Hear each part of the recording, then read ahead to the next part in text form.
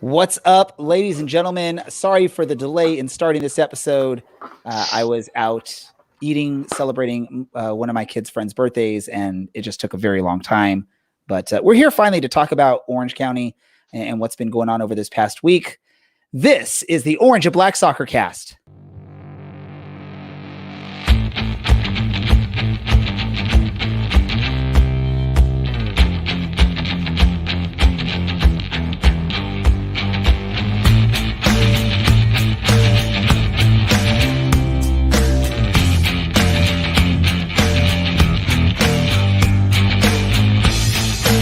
This is the Orange and Black Soccer Cast, the first and only podcast dedicated to Orange County Soccer Club, its fans, and supporters. Follow us on Twitter at OCSC_SoccerCast or on Facebook at Orange and Black Soccer Cast.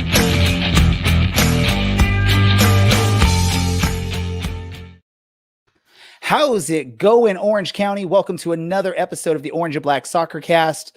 We are the first and only podcast dedicated to Orange County Soccer Club, its fans, and supporters. I'm your host, Ray Samora, and I'm with you pretty much each and every episode as we discuss all things Orange County Soccer Club. Joining me as he does pretty much each and every episode. He actually has made it to every episode, I think, right? We'll see. We'll bring him on. We'll just double check with him. That's Dylan from County Line Coalition. Dylan, how's it going, man? It's going well, and yes, I do believe I have made it onto every episode of the show. So, as always, a pleasure to be here with you. It's always a pleasure to talk Orange County Soccer Club on a Tuesday evening with you and the other two gentlemen that are also here with us. First, let's also bring on and introduce the man down in San Diego. He's like the king of USL podcast at this point. He has roles on a bunch of them. That is Alan in San Diego. Alan, how's it going, man? Hey, it's going all right. I was not out celebrating my son's friend's birthday because I don't have a son, and if he did, he probably wouldn't have friends. So I was here on time. It's a little bit of a low blow there, Alan. But yeah, I will say this. All three of my co-hosts here were here ready to go on time. It is strictly my fault that we're running late. Last but not least, the newest member of our team, but definitely one of the fan favorites, I guess. That is Brad up in Reno. Brad, how's it going, man? I'm a fan favorite? Huh. Okay. Well, it's going well. Currently, I'm enjoying a Stone Enjoy by 4/20/21. Clearly, it is beyond that date, so I, too, like you, Ray, do not have a good sense of time, apparently. Yeah, my timing is bad today. And I'm enjoying an old speckled hen as we're doing this show today. I figured I'd go with that. It is a English fine ale. So that's what I got going on today. I don't even know if we asked Alan and or Dylan what their drinks of choice are tonight. I was just hoping it was like an old speckled hen, like you were having that for dinner right now. I'm enjoying an old speckled hen. That would have been pretty good to, just sit here and just eat that up right here on camera for everyone to watch. I'm enjoying Harlan Brewing's Hazy IPA. That's the name of it. No fancy names, just Hazy IPA. Just a Creative. Hazy IPA. Awesome. But we have a few things to talk about, and we do have a guest scheduled to join us actually not too long from now because we're running late. We didn't push our guest back, so they should be here on time, roughly around the 9 o'clock hour. But before we get to that guest, I want to speak on the doubleheader this past weekend where Orange County hosted not one, but two college teams, local college teams. The first match was against UC Riverside that saw Orange County come out victorious 2-1. And then the second match against Azusa Pacific University, which for 88 minutes of the match was a 1-1 tie. And then a flurry of goals at the end saw Orange County victorious 3-1. Oh, and by the way, if you missed it or didn't get a chance to listen and watch the stream, we actually did a live stream of that second match for anyone that wants to go back and check it out. If you haven't, you can go onto our Twitter page or our Facebook page and watch the match with some play-by-play by yours truly, Brad and Alan, for half of the game. Dylan was missing in action for that one. Who knows where he was, probably preparing for his other soccer stuff that he had going on the following day at Championship Soccer Stadium, but we'll leave that for another potential podcast. Who knows? So let's talk about these two matches. No real information except for what was shared on social media by the club for the first match against UC Riverside, which saw Orange County leading for most of that match. And then in the final, I believe 10 minutes or so of the match, or maybe even less, UC Riverside got a goal off a free kick, I believe. I was while I was setting up all the equipment for that second match live stream, so I didn't get to see exactly what happened, but I believe it was off a free kick. I think Brad was the one that was following the most closely on that of that match on social media, because he knew what was going on right when I was reaching to him to get our stream started. Brad, I'm going to go to you first. Quick thoughts on that match based on what you saw from social media. I mean, obviously I didn't get to see any of it. However, goals by Markkinen and I believe it was Enevoldsen off a free kick.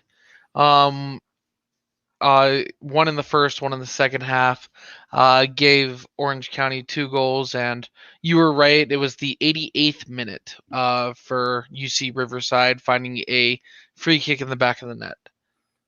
Yes, and it was good to see, I guess, and I'll go to you next, Dylan, on this. It was good to see some players like Thomas Enevoldsen getting some match time as we're heading towards the end of preseason, and a couple other players. That first match against UC Riverside was probably going to be more of our key players playing in that particular match.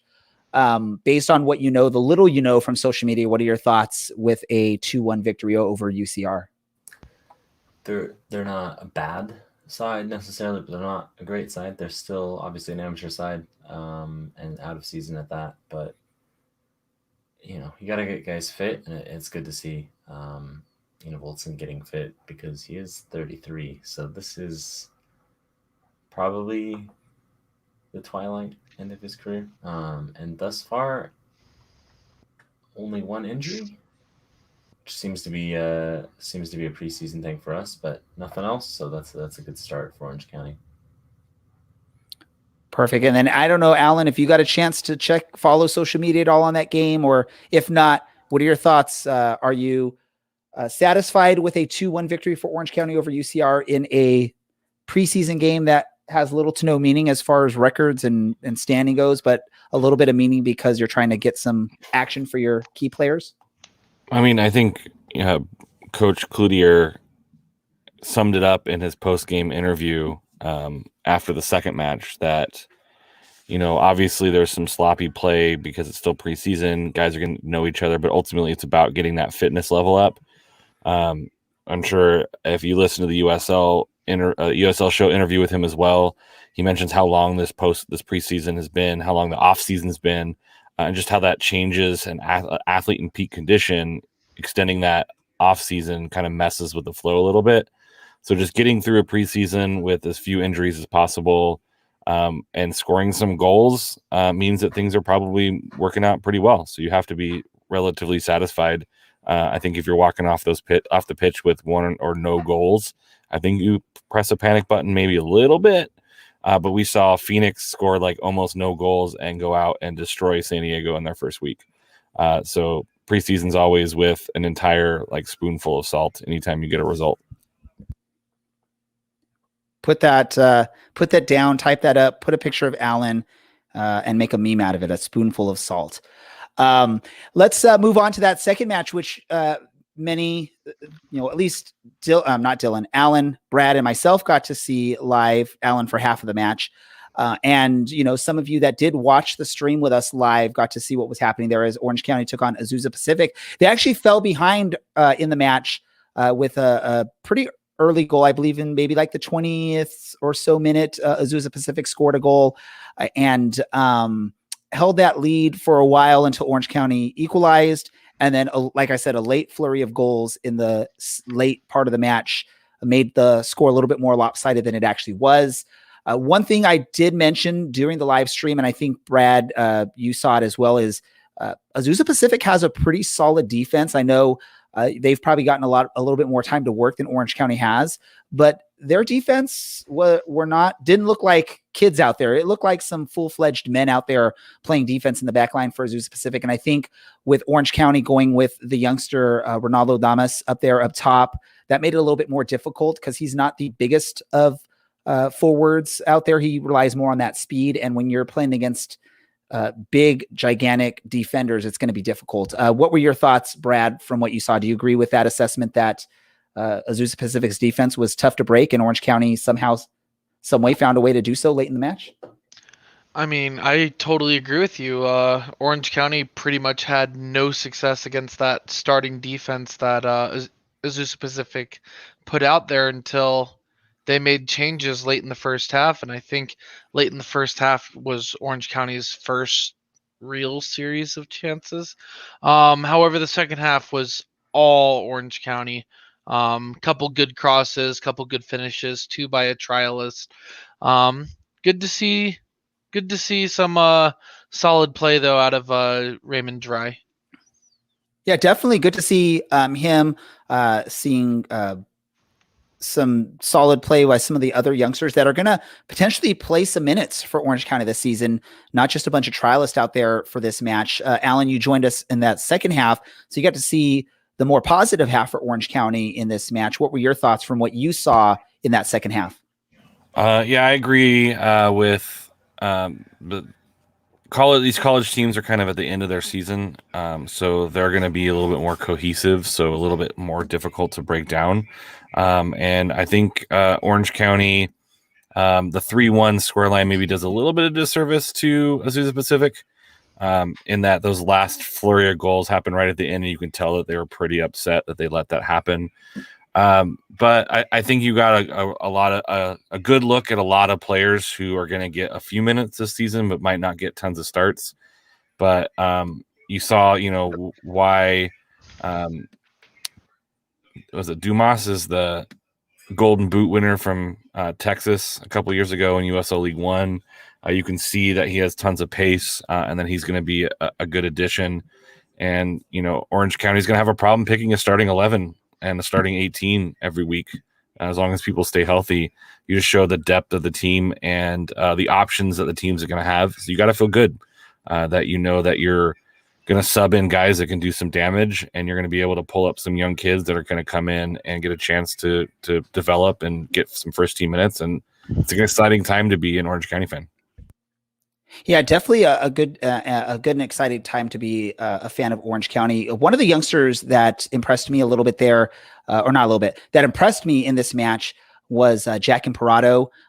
He played mostly in the first half on the right side. In the second half, he started on the left, but moved back to the right. But you could see he was causing some difficulties for Azusa Pacific. A lot of the action for Orange County was going down the sides, either with Imperato or through Raymond Dry, and there was some good opportunities that came out of that. So I was really excited to see that, and I'm excited to see what he'll provide for the team this season. Any last thoughts on the doubleheader before we move on, gentlemen? Dylan really doesn't have nothing to say on that because he didn't really watch either of those matches, but I do love that you had something to say, based on what you heard us talking about, Dylan. Look, man, people not suffering major injuries is huge. Orange County seems to get one. Like, we had Christian Duke, just entirely separate his shoulder a couple years ago, and we lost Seth earlier. So not picking up anything massive at this point has to be a victory alongside a literal victory over 2 college teams. Mm-hmm. But I got to echo what Alan said. You got to take it with a spoonful of salt. You can't really judge how the season's going to go based on a couple preseason games. Obviously, there's one more, I think, completely closed door preseason game that we have before the season starts all the way on May 16th. So we still got a couple weeks to go.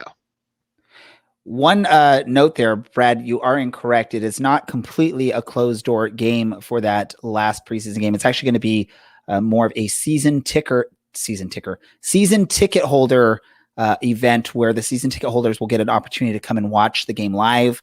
Unfortunately, the team has asked that we do not stream that particular match because pretty much at this point, they're going to be playing what's more than likely going to be their key players, their starting 11, barring any injuries of players missing. So we're trying to avoid, and we're trying to help and respect the club, avoid providing any kind of material for teams to scout Orange County through that last match there. So that'll be strictly a season ticket holder event to go watch the players play before we do hit the kickoff for that first match in a couple weeks. I mean, a couple weeks away for that first match. Who's getting excited?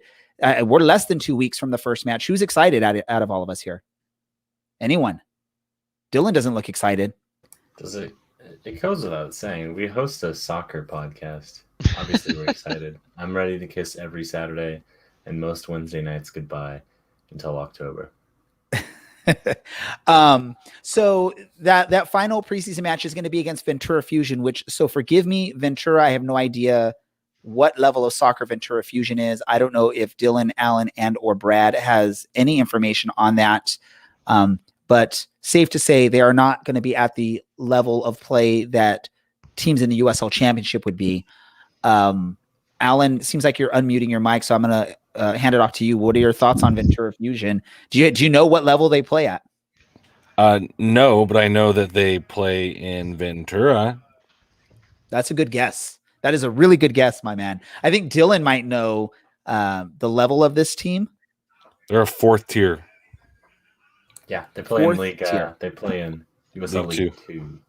There we go. So this is, again, one of those matches where you should see Orange County comfortably win if they're really focusing on playing their key players, which, again, this is what we're hearing from the team is for this final match. It's going to be more like a real game, like, take it serious, play all the key players, utilize the strategy that's being put in place for the team. So any guess score-wise that you all want to put out there, or any thoughts on this match before we predict a score? Actually, let me just ask any of you who knows anything about Ventura Fusion except for the fact that they are in League 2 and they are from Ventura.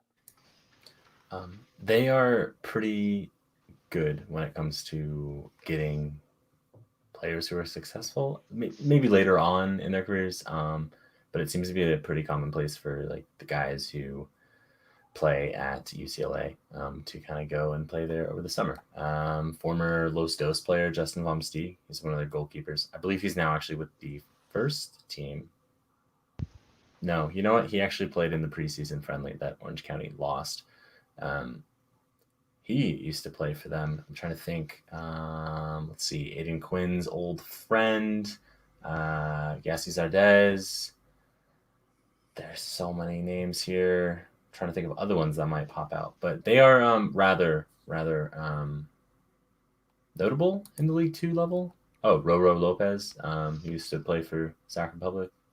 If you don't follow that closely, he was the guy that got sent off when Orange County last played Sacramento. He now actually plays for RGB.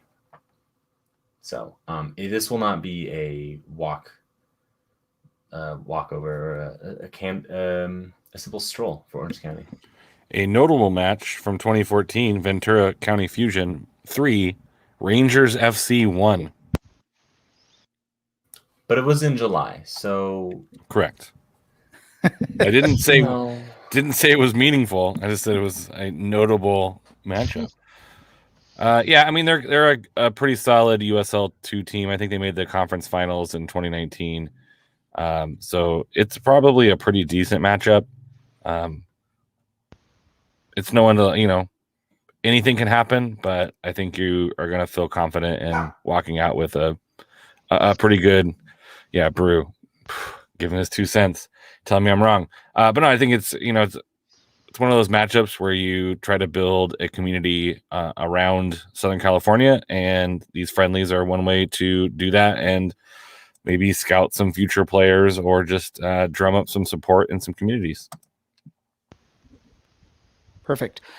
Let's do this before we get into any kind of, we'll do a score prediction on this, but I'm going to ask you guys, are we happy or are we a little disappointed that this is the final warm-up game before the game start? Knowing the level of the opponent and whatnot, would you prefer maybe a little bit more of a difficult opponent for the last preseason friendly, or are we happy with this? Brad first.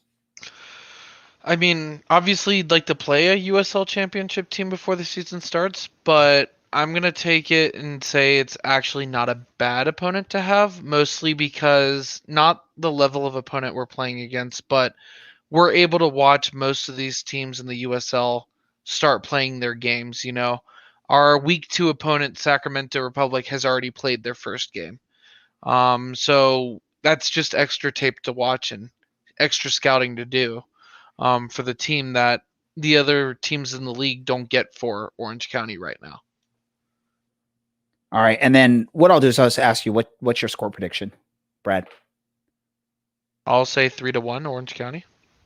Perfect. Dylan, your thoughts on this, our final opponent? Are we happy with it, or a little disappointed? And what's your prediction for the score? Like I already said, they're a good team.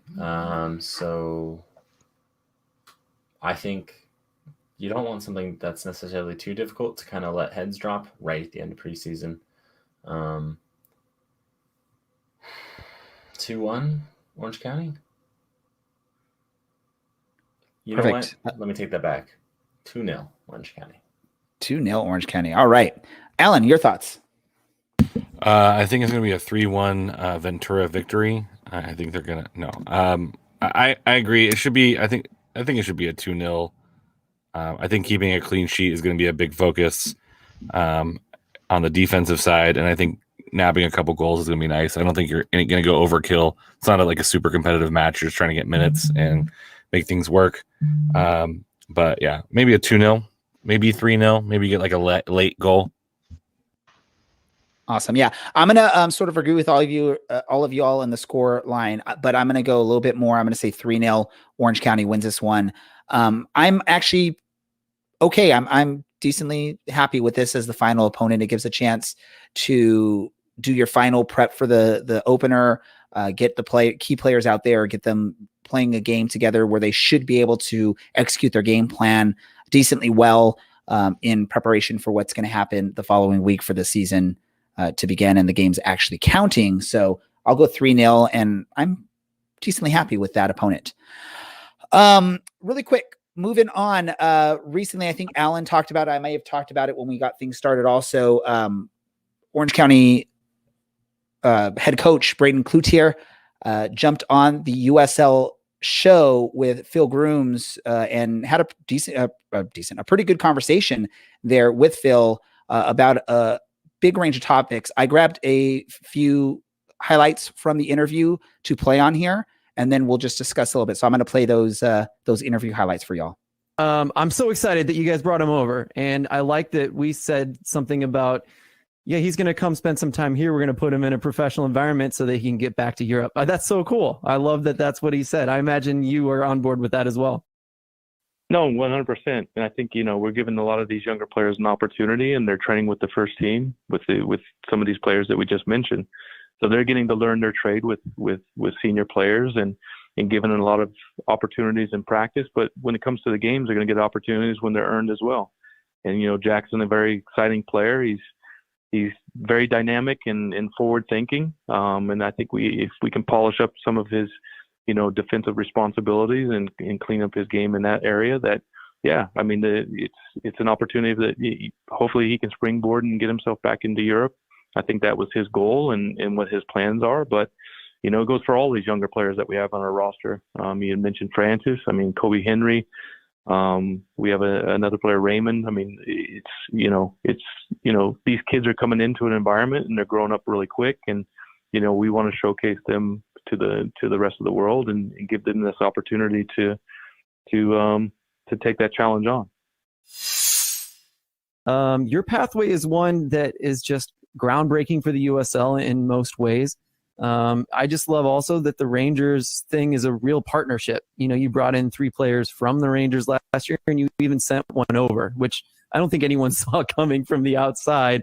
Can you talk a little more about the Rangers partnership? I know you don't have any loanees that I've seen this year, or did I have that correct? Well, we do have a couple boys that are be coming in here in the next couple of weeks that we have agreements with. With that partnership, it's been first class. It's not, you see a lot of different partnerships across the country, and whether it's commercial or for one reason or another, this is actually a full-blown partnership that we share information, we communicate weekly with their organization, and it's not just their academy, it's the first team as well. And so we have actually a couple staff members coming over from them to come and help us out as well. One is a performance coach for the first team. And he's been here now for the last couple of weeks. So even not only players, but staff as well, that's contributing to this partnership. But yeah, we have a couple boys that will be over here in a few weeks that are going to add to this, very competitive group that we have with this roster that we've put together. But again, it's for them to get first team minutes, whether or not if they're coming from their academy, whether they're coming from their first team, but to give them opportunities to come over here. And they like the way we play, and I think it helps them get their players some minutes in a system that helps benefit their development, so that when they go back over and hopefully they're playing with the first team, they can do everything that they need to do for Steven Gerrard. Yeah, I wanted to check in with you about Aaron Cervantes. I'm sure you keep up with what he's doing over with the Rangers. He's 19 now. He's been there for a little while. How's that going with the Rangers partnership with Aaron over there? Have you heard from him at all?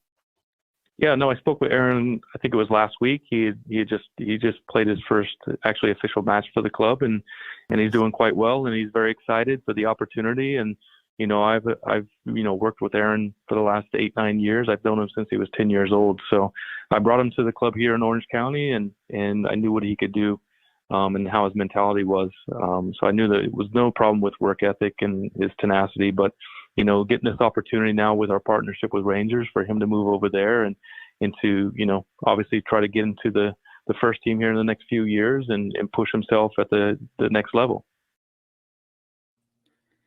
All right, so that was, again, Orange County head coach Braden Clute here on the USL show with Phil Grooms. Feel free to listen to the full episode if you head on over to Beautiful Game Network, bgn.fm, and you can find all of the episodes from the USL show, but you can definitely listen to that, and there's a lot more that Phil and Braden discuss on that episode. Or you can listen to it anywhere you find your podcast or wherever you prefer to listen to your podcast. Alan sometimes is on that show. I think he's officially part of that team. Right, Alan? Yeah, they let me talk every once in a while on that show. But Phil does some great interviews. There's one with Jake Edwards that they posted recently as well that was super informative, and Phil does a great job with those interviews. Perfect. What we're going to do is we'll talk a little bit about what Coach had to say on those, what we played there on the interviews, but we do have a guest on here joining us from Orange County Soccer Club, and it's one of the players that featured in that second match against Azusa Pacific University over the weekend, the 3-1 victory for Orange County. That is Orange County attacking midfielder Brian Olaski. I'm going to bring him onto the stream. Brian, welcome back. You've been on our show before. Welcome back to the Orange and Black Soccer Cast. Hello, can you guys hear me? Yes, we can. Can you hear us, Brian? Yeah. Perfect. Welcome. Yeah, welcome back to the show. Just give us a quick rundown. It's probably a little interesting when you're in a preseason game and it's a doubleheader, and you're probably going into the second match against Azusa Pacific with this. The coach has probably talked to you and let you know you're probably going to play the full match. When you go into that type of match, what are your strategies going into a preseason match against a local college team in preparation for the season? Yeah, I think for this previous match, the plan was for everyone to play 90 minutes. So I was going into it preparing to play the whole game. So it was my first 90-minute match in 6 or 7 months since the last season ended. So it was an important one as far as that goes. And yeah, I was just looking to get a good night's rest, get a good meal the day before the game, and then come game day, I was looking forward to playing the whole match and obviously staying healthy throughout it. And just getting a good 90 minutes in, getting the fitness levels up, and getting ready for our first actual game. So. Yeah, some of the other players that have joined us so far in this preseason have mentioned that a lot of, especially early on in the preseason, there's a lot of running that coach was having the players do to get back into shape. How much does that extra bit of running early on in the preseason help out when you're now getting to this part of the preseason? You're getting ready to play the real games. You're getting your first 90-minute match. Does that help you in preparation for this? Yeah, I think fitness is obviously very important for us, and yeah, I think we've had 4 or 5 weeks now to build up our fitness and prepare for our first game. So I think our fitness levels have improved every week, and we're getting more and more fit and getting ready for that match, but also building a good base for the rest of the season. So yeah, I think a lot has gone into this preseason, and it has been difficult and challenging, but I think it will end up being rewarding for us. So the match that you played in again against Azusa Pacific, the 3-1 victory, featured a lot of the youngsters that are potentially going to feature throughout the season for Orange County. Names like Jack Imperato, Francis Jacobs, Kobe Henry, Raymond Dry, and even Ronaldo Damas. You're in there now as sort of the veteran leadership holding that midfield together in there. What were your thoughts like? Were you impressed by any of those young players out there? Did anyone sort of stand out for you in that match particular as a standout performance? Yeah, I think I was one of the older players on the field, and yeah, I don't think one particular person stood out. I just thought it was a great group effort, and I think the young guys showed up to play. And I tried to tell the group before that everyone has something to prove, and that was a good chance for them to go out there and prove something to the coaches that they deserve to get minutes this year, and important minutes. So yeah, I think it was a good effort by the young guys, and we ended up getting a win, and I think good quality minutes. I think it's important to get minutes as a young player and to show the coaches that you're capable to play at a high level. Brian, there's a lot of roster changes this offseason, and not too much at the backside of things, but mostly with players that you're surrounded by. So how would you compare the two sides between 2020 and 2021? Yeah, I think it's taking some time to get used to it, just to develop new relationships on and off the field, and to get a new feel of what the guy wants that you're playing next to and what kind of player they are. So yeah, definitely a lot of new changes, a lot of fresh faces, and I think the guys that have come in have done a great job getting incorporated within the group. And yeah, I'm definitely looking forward to the new group and seeing what we have in store this year. So I think there's a lot to look forward to. So we can understand with the long off season and the preseason. Is there? I know some teams like to play like soccer, volleyball, or soccer tennis, or whatever you call it. What's your favorite training game to play, and who's the best training game player on the team? Yeah, I mean, my personal favorite is soccer tennis, and I pretty much play every day against Michael Orozco. So we have our battles. So are you better than him? We're gonna get this on. For sure. Yeah. All right, there we go. So when we'll interview him, we'll ask him the same question, Okay. see if he agrees. Yeah. But talking about that long off, go ahead, Ray.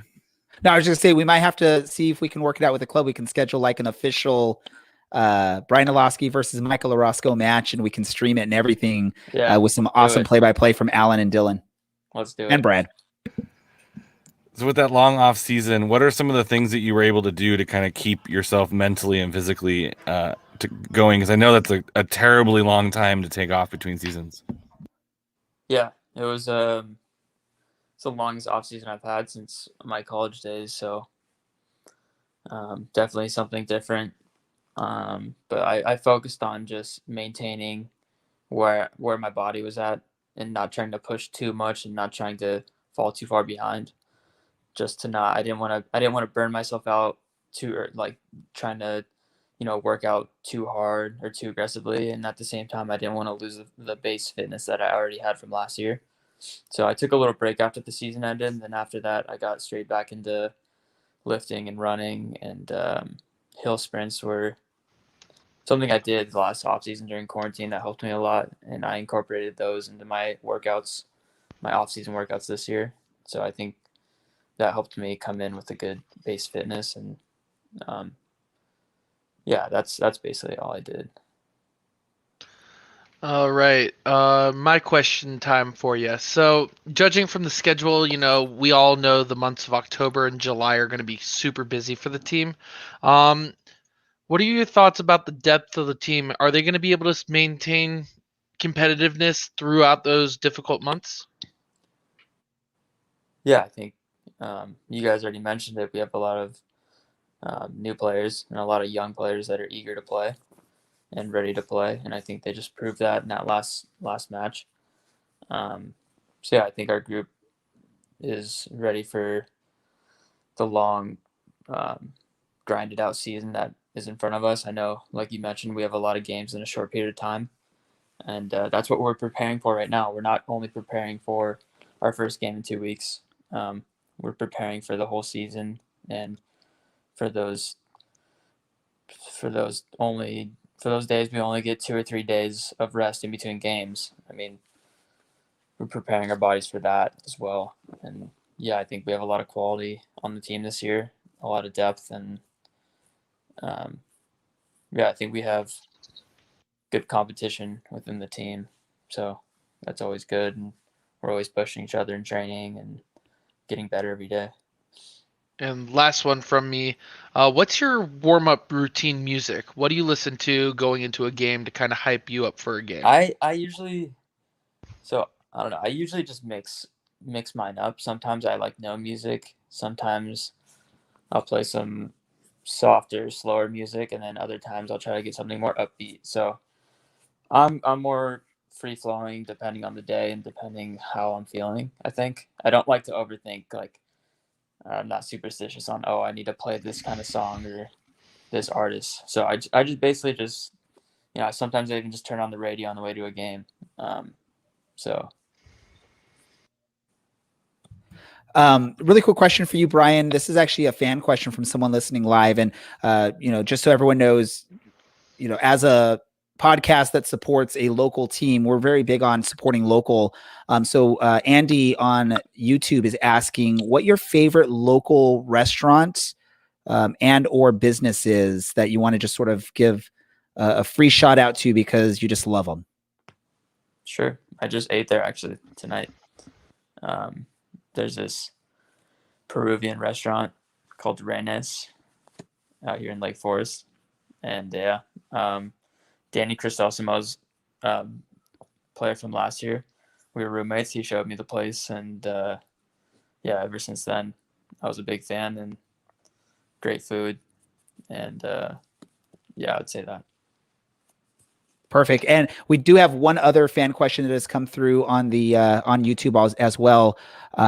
Saturday is going to be the return of fans, first time since the 2020 home opener that fans will be at the stadium. How do you feel the return of fans will impact not just the team's performance, but even your performance personally? Yeah, I think it's going to be huge. We were just in Colorado a couple weeks ago, and that was our first game back with actual fans in attendance, and it was definitely a different feel, and there's a lot of energy in the stadium, and you could definitely feel it. And I think for Colorado, they definitely felt it in a positive way. And for us, I was a little surprised by it, to be honest, just because it's been so long, and yeah, we're definitely looking forward to having the fans out, and I'm personally excited to have that energy in there. Perfect. We're gonna wrap it up here. We want to be respectful of your time and not keep you too long. Do you have any last statement or last message to the fans before the return of fans and stadium? I know there's going to be a season ticket holder event this weekend, and then in a couple weeks after that will be the home opener official when games count. Any last message to the fans? Yeah, just looking forward to the season. Looking forward to having the fans out. Definitely missed having that atmosphere and that energy in the stadium. So just looking forward to the season, and Yeah, that's it. Perfect. Ladies and gentlemen, that is midfielder for your Orange County Soccer Club, Brian Olaski. Brian, as always, thank you for taking some time to join us here on the show, and look forward to talking to you again in the near future. Yep. Thanks, guys. Perfect. Thank you so much. Gentlemen, thoughts on what Brian had to say there? I'll go to you first, Brad. Just looking forward to the season. I like that he kept on mentioning depth, and the team is ready for the season, and there's a lot of competition going on there. And that's something that we need to see, especially with a lot of these back end players looking for time on the field, potentially for that push to make it to Europe, like Cloutier said in his interview. So looking forward to seeing all of that. Brad bringing in the San Diego Soccer's pronunciation of Braden's last name. If you listen to that interview on the USL show with Phil Grooms, he clarifies how the pronunciation came to be what it was and what the true pronunciation is. So check that out. Dylan, your thoughts on what Brian had to say? Well, he's optimistic, which is a good sign. He's hard to read. I mean, we've had him on before. Like poker face. They're like, we're trying to ask him. We're trying to ask him which youngster stood out to him, and he's like, it's just about the team. It's about the team, and we got depth and all that. Sorry, not trying to steal your thunder there, Dylan. No, you're good. And part of it is maybe that that's just the media training that he's had, and it is all about the team. But there's a good chance that also as maybe more of a fringe player this year, as opposed to a guy who's basically going to play every match. If he really is all about the team, that's great. We know what he's capable of, and he created a lot of opportunities last year for Orange County. So if he can continue to do so when he gets to play this year, I don't see how that's a bad thing with the guys that are around him that are all proven scorers. Yeah, it's the assumption is probably going to be that Chris Wehan's going to take some of his playing time away this season, which is definitely, if you're the true team player, you're not going to be too upset about that, because that's a quality player that's coming in and taking your spot. But I think what many people that watch the sport around the world, if you notice, is when players are pushed and have competition for playing time, they tend to do one of two things. They either tend to up their game to try and prove that they should be playing, or they sort of pout, I guess would be the simple way to say it, right? And the hope is when you have this competition, so for someone like a Chris Wehan and a Brian Olaski, they're going to be competing for as many minutes as they can get with each other. You're hoping that it's going to push both of their games up to the next level when you have something like that. And the cool thing with this roster is you have that type of battle around the roster, which is going to be awesome. Alan, thoughts on what Brian had to say before we move on? I mean, his answers were a little bit like anybody's answers, that you don't want to give away too much. You don't want to step on anyone's toes. I think when you talk to the coach about the game on Saturday, it was the same thing of not really giving a ton of information away, asking him to single somebody out as a good player. I think there were a lot of people that you can point out that said you can say they have a good game. And then on the flip side of that is there's so many guys on the team. I don't even know all their names yet. So you could tell me he had a good game and I'd be like, I don't know who that is.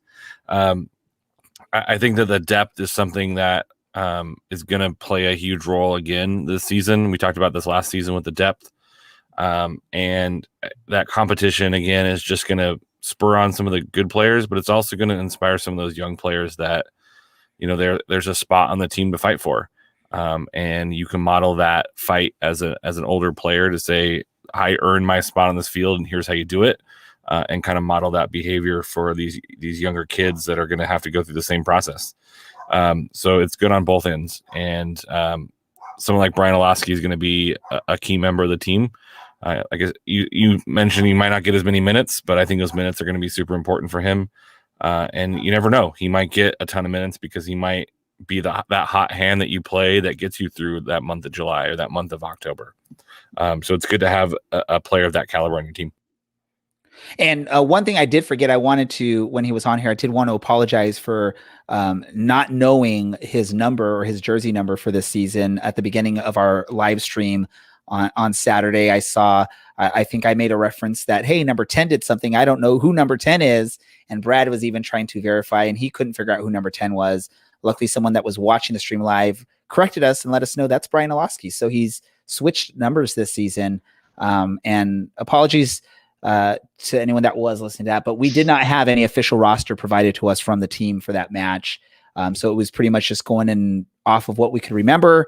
And there's no names on the jerseys either. So when you have the back of a player, you're not always able to make that call. So props to all the people that do play by play as well, though, because it is a difficult job to be able to remember player names and all that fun stuff. Dylan, why are you giving a thumbs down on that? Should I not be giving props to people that do play by play? You should just be better. I should just be better. Hey, I admitted the mistake once someone mentioned it was Brian Olaski. I admitted it, and I apologize for it on the live stream, but I wanted to let Brian know I apologize for not realizing that he has a new number this season. All right, let's move on. We're going to sort of do a step backwards here, because right before Brian came on, we listened to Coach Braden Cloutier's interview with Phil Grooms on the USL show. And there was a couple things that he mentioned on there just to talk about. One of the key things I think a lot of Orange County fans are going to be excited about is the information that there are a couple players coming over from Rangers, that there's an agreement. They haven't been announced or haven't come over yet. Thoughts on any guesses on who some of these players might be? Or has anyone heard anything that is not official yet? I'm going to go to you first, Alan, since you're the one that he's fixing his mic. I think his mic's broken. So I'll go to Dylan first. Dylan, any thoughts on that? Or are we excited to hear that we're actually going to get some loanees? Are we sort of disappointed that it's this late in the preseason? What are your thoughts? My lips are sealed. I love it, Russell. I have, I think, some insider info, but I cannot speak. If I speak, I am in big trouble. And I do not want to be in big trouble. Okay, so don't speak, Dylan, but then, I don't know, maybe you can't even answer this. Will Orange County fans be pleased with what we might hear? He's trying to tread lightly, folks. I could see it in his face. I think the thing that we all need to realize is we're not getting first team players from Rangers. So no Morelos. Yeah, we're not getting that. There's no Kent, Ryan Jack, Scott Arfield. None of these guys are coming. Tavernier is not coming. Yeah, Barisic not coming. We're not going to get those kinds of players, but we're probably going to get these players, probably guys who are going to be like Cammy and maybe like Danny from last year, who really might have this be their last action while they're part of the Rangers team, and this is their chance to show that they're professional and they can make that step up from a youth team to a professional setup. So probably no one that's going to light the league on fire, but there's potential if these guys respond well and gel well with the squad, and the difference in the leagues, that they're going to be good, solid squad pieces, much like a Brian Olaski will be. Let me jump to you, Alan, now on this. Are we disappointed that the announcements are coming this late in the preseason / start to the USL season? Not at all. I think you have to kind of put yourself into like a global perspective of, as their league is starting to close out, they're not going to ship guys out until they know that their season's done, their job's done, where they are. And so you're just gonna have to wait until that's over. And if it comes in a couple games later, I mean, that's pretty typical these days with some of our other leagues, where the transfer window closes after the start of the season and guys show up after the first or second game.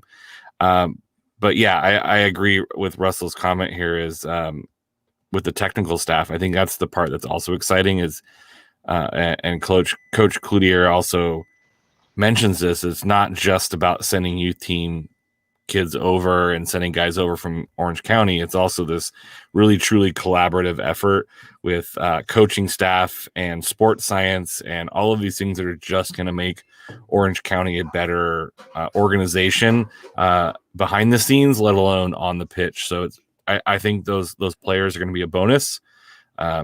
If they're great, awesome. If they're not, you're going to get a chance to train and give kids a chance to make their pro career happen. And that's what Orange County has been consistently about. It's good quality play on the pitch, but also setting up players for growth in their career. And I think that's something to be excited about, that you get to help out not only kids in your backyard, but some international talent as well to build that community. Brad, do you have any thoughts on this? I think the other two ever so eloquently have expressed good opinions that I agree with.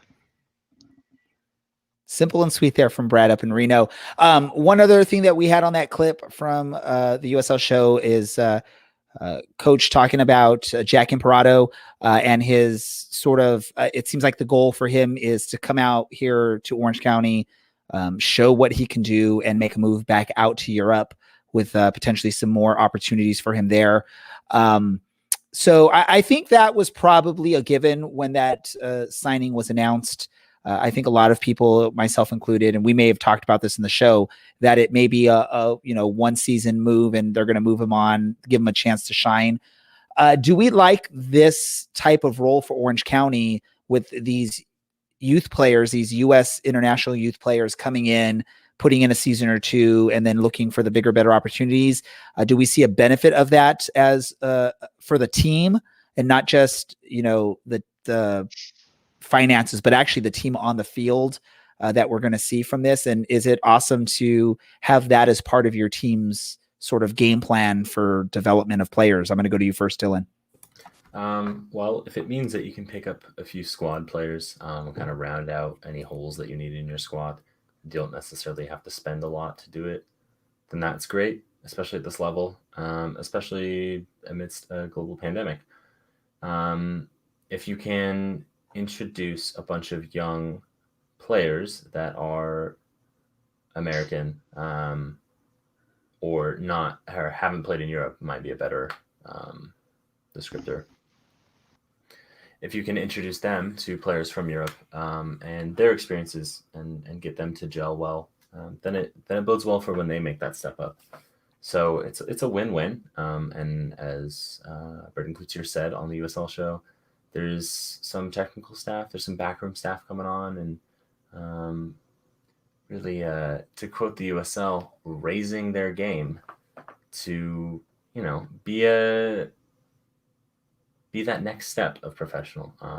We pay our players, and it's these guys' job, and there's fans, and there's a nice production on Saturday nights, but you're the background.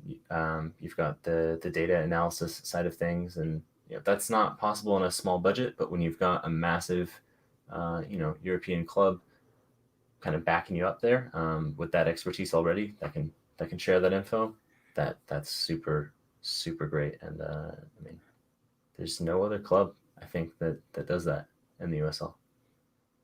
And since Dylan brought up like topic of budget, right? That has to be a plus of doing these types of moves with some of these younger players, bring them in and have them here for a couple seasons, and then the ability to either sell them off to another club that has the financial resources to be able to pay for a player, or even if it's just getting those development fees that you get down the road if a player does turn into something because you're part of that youth development of a player. That has to be a benefit for any USL team, right, Alan?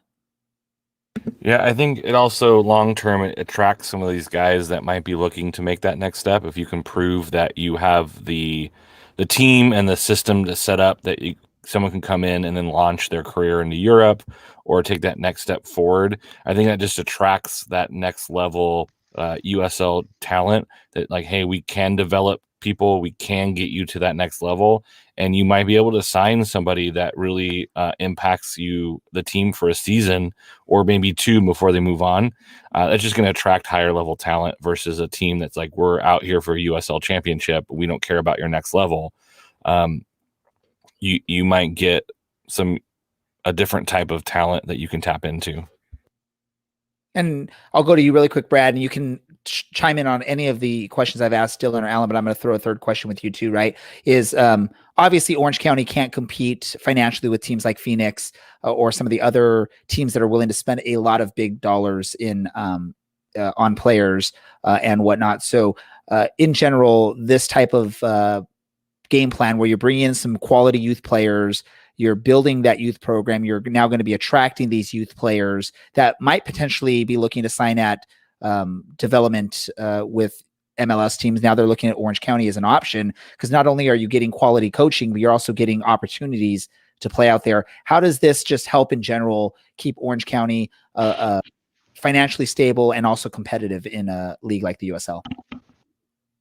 I mean, being able to sell off players is generating income for your team, and it's a form of, I guess, keeping teams afloat that a lot of United States soccer teams are looking at. I don't remember the exact player, but I remember Philadelphia Union had sold a couple players off to Europe. And it's something that, if your team can be successful at selling off players across the sea to different leagues across the world, it's a generating income. And not only that, but you're going to be able to prove to players that are looking to join your team saying, hey, we have a proven success that if you want to go to the next level, you come here, and then you get more talent. So it might be a revolving door.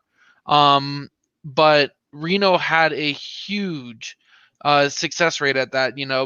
Dan Kelly comes to town, leads the league in scoring, goes off overseas, comes back. He's now in New Mexico, I believe. Or no, that's Brian Brown, who comes in, leads the league in scoring, goes overseas to FC Partizan, comes back. Now he's at New Mexico. But you have these players that come in and they get looked at by other teams in other countries, and that's just something that the team gets benefit back from at the end of the day.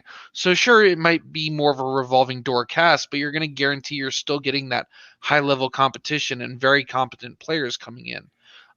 So I always will support, a team wanting to sell off players if that's their model and they can prove that they have a track record and have the interest of players at heart. So something that I'm happy to say I can support, and that's one of the reasons I like Orange County right now. And one of the awesome things being an Orange County fan, right? If this is what the plan is, you're going to have these players that are eventually going to move on to bigger and better things. It's just going to be exciting as the years go by. You're going to see some of these names that we remember playing some of their earlier matches at Championship Soccer Stadium. Now we're watching them play in some big matches all around the world, which would just be neat to see. And I think it just helps the sport grow, not just for Orange County, but to the fans, and then also just helps boost the youth program here in the United States and gives a lot of these young international or youth players for the U.S. national team an opportunity to grow their game, develop. And again, you're coming to Orange County. You're not just working with Coach Braden Cloutier and the Orange County coaching staff. You're getting an opportunity to work with people that are involved with Rangers, which again, one of the winningest clubs in the world history when it comes to club soccer is Rangers. So, I mean, that's a big opportunity to have that dangled in front of a young player saying, hey, you come here, you're going to get this opportunity to not only work with us, but work with that coaching staff and have an opportunity to potentially move on to Rangers or other clubs in Europe in the near future. Again, if you missed earlier, we did play a clip from Coach Blaine Cloutier on the USL show with Phil Grooms. We only played a bit of it. If you want to hear the whole thing, go over and check that out. Either listen to their podcast wherever you like to listen to podcasts, or go to a Beautiful Game Network at bgn.fm and look for the USL shows page there, and you can listen to that episode plus all their other episodes. You might even hear Alan's voice on there, especially he probably won't be so tired when he's on those shows. Let's go ahead and get things wrapped up here. Any last bit of soccer topics anyone wants to bring up before we wrap things up today? Nisa is back. Nisa is back. Dylan is excited about that. Fans were in attendance. They had fans at the Great Park. It was a good time. So sports is sports ball. slowly but surely returning to normal. It's still not quite there yet, limited capacities, but it's still something. And as sports fans, we all are, and I'm sure anyone listening to this is probably a fan of sports in one way or another. A big part of being a fan of sports is being able to watch sports live in person. So I think many people are excited for that opportunity coming up. Any other soccer related stuff that anyone wants to discuss before we hit our random thoughts? All right. One thing I will talk about soccer related is a shocker earlier today. We're recording this on Tuesday, the 4th, May the 4th, by the way, is Jose Mourinho getting a job. Like just a couple weeks after losing his job at Tottenham, he's now going to be over in Roma as the coach, is what has been announced. So that's very interesting after probably what was a poor 18 months in North London. He's got another opportunity. I guess when you have a resume like he has, it makes it easier for people to want to spend money to hire you. I see Andy just sort of typing on the chats on YouTube, Oakland roots, which I think that's a very interesting topic. They just recently, I don't know, did they fire their coach or did their coach step down? I forgot exactly how that went around, but I think there's a little bit of a crazy mess going on in Oakland right now as the season's about to approach. Brad, I think, wants to say something.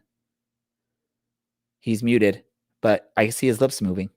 It's either the mutual departing of their coach or their jerseys, which have a insurance company as the front sponsor. I don't know which one Andy might be referring to. Interesting. Also, We'll go, Dylan. If you want to apply for that job, you can do so on Teamwork Online. So if you feel qualified, by all means, throw your hat in the ring. Because I've been a coach for 4 years. Maybe I should apply for it. Yeah, I'm sure your son's 9-year-olds are basically the same as a professional organization. But clearly they didn't have a plan, and they weren't ready for this. So that'll be quite the start to the season for them. So then I have to ask Brad on this. I know it has there's nothing goes with the other, but is it sad for you to see that Reno, who was a pretty solid team for the last few years, is gone, and a team like Oakland is sort of bumbling their way to start off their season here?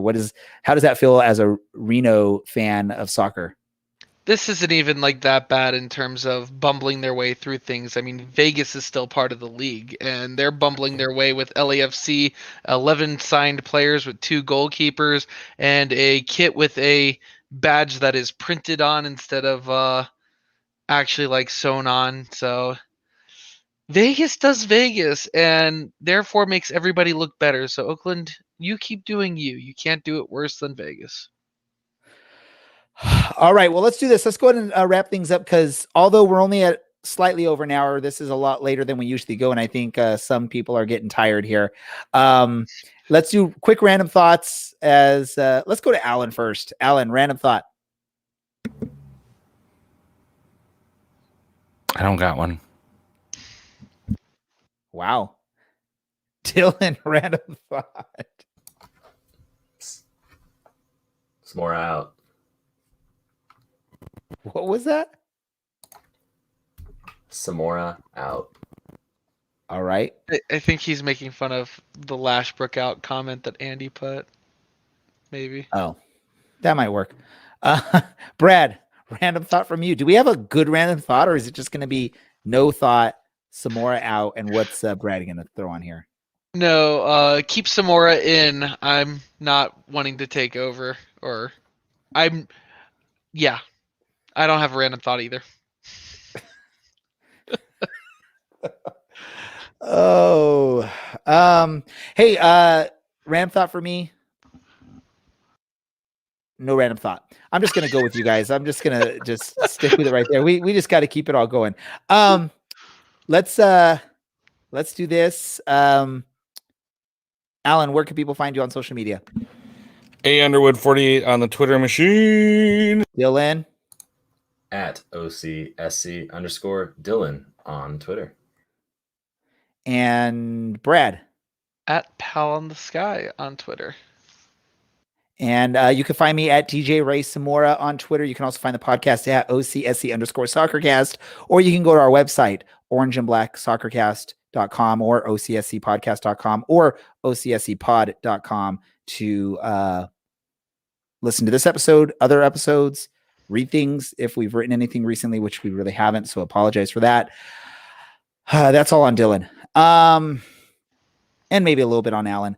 For Dylan, Alan, Brad, for our guest, Brian Olaski, this is the Orange and Black Soccer Cast. I'm Ray, and we are out.